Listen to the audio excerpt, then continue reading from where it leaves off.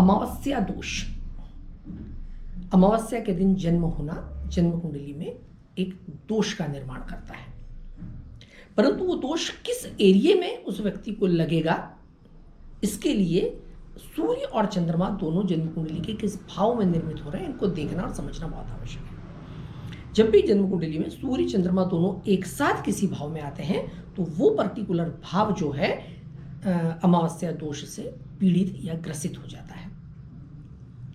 ऐसी स्थिति में वो पर्टिकुलर भाव के जो रिजल्ट्स हैं, प्रतिफल हैं, वो पूरी तरह से डिस्टर्ब हो जाते हैं और उस जातक को उस पर्टिकुलर एरिया में काफ़ी परेशानियां फेस करनी पड़ती हैं। Let's say for example 10th house कर्म का भाव है, सामाजिक परिस्थितियों का भाव है कि व्यक्ति की समाज में छवि कैसी निर्मित हो रही है।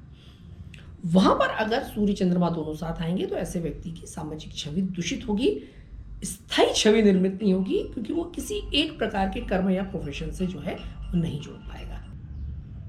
अमावस्या योग अगर नवम भाव में निर्मित हो रहा है, सूर्य चंद्रमा दोनों वहां पर साथ में है, तो ऐसे लोगों को जो है भाग्य में बहुत अवरोध फेस करने पड़ेंगे, हायर एजुकेशन में अवरोध आएंगे, ग्रोथ हासिल करने में अवरोध आएंगे, भाग्य में बड़ा सकारात्मक बदलाव नहीं आ पाएगा। सप्तम भाव में अगर ये योग निर्मित हो रहा है तो वैवाहिक जीवन दूषित होगा, विवाह में देरी होगी, पति पत्नी के बीच जो है स्वीटनेस नहीं होगी, दोनों के बीच में जो है मैत्री का अभाव रहेगा। तो ये योग जहाँ भी जिस भाव में निर्मित होता है उस भाव को दूषित कर देता है।